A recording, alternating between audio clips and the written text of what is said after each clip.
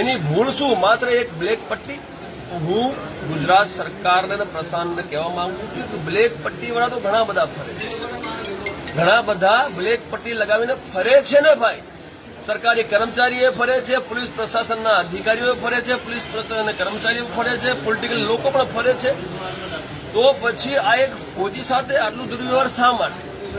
હવે અમારી જે માંગ છે એ ફોજીની માંગ છે. એટલે અમારી એટલે એ અધ્યક્ષતાપૂર્વક ફોજી કરે, જેના પર અન્યાય જોઈએ એને સન્માન માટે એને આ માંગો મૂકી છે. એ આપના માધ્યમથી હું અહીંના જે એસપી સાહેબ છે ત્યાં સુધી પહોંચાડવા માંગુ છું કે જે ફરિયાદ થઈ છે એના ઉપર ફોજી ઉપર એ ફરિયાદ ખોટી છે, એને રદ કરવામાં આવે એવું એને કીધું છે ને એને અમે સમર્થન કરીએ છીએ. બીજું એને અમને એવું કીધું છે કે જે પોલીસ કર્મીઓ હતા જેમણે એમના ઉપર હુમલો કર્યો છે એ તમામ પોલીસ કર્મીઓનો સસ્પેન્શન થાય અને એમના ઉપર પણ એફઆઈઆર દર્જ થાય એનું પણ અમે સમર્થન કરીએ છીએ. અને એની એક માંગ હજુ છે કે ભવિષ્યમાં આવી ઘટનાઓનું પુનરાવર્તન ના થાય એ માટે જે સરકાર અને પ્રશાસનના જે આલા અધિકારી છે એ દિશા નિર્દેશ જારી કરે પોતાના પોલીસ પ્રશાસનના જેટલા પણ અધિકારી છે કર્મચારીઓને, તો આ જે ઘટના છે એનું પુનરાવર્તન રોકવામાં આવે. એ રીતે એને ઘણી બધી માંગો મૂકી છે. તમામ માંગોને લઈને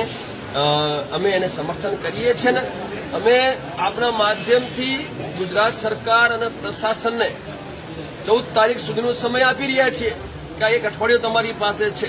આ અઠવાડિયામાં તમારે આ તમામ માંગો ઉપર કાર્યવાહી કરવાની રહેશે.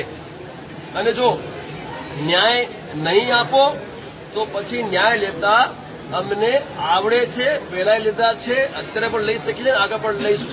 અને હું તો આગ્રહ કરું છું તમામને, જેટલા પણ તમામનો હું આગ્રહ છે ભાઈ, આ રાજનૈતિક પાર્ટીઓ જે છે ને એ માત્ર વોટની ભાષા સમજે. શાની ભાષા સમજે? વોટની ભાષા.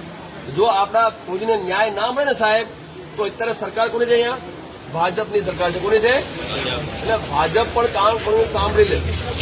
જો આને ન્યાય નહીં મળે તો આવનારા જે ચુનાવો છે એમાં અમે ભાજપાનો બહિષ્કાર કરીશું, વોટ નહીં આપીએ. તૈયાર છો બધા? તૈયાર છો? સાંભળી લેજો. એટલે તમે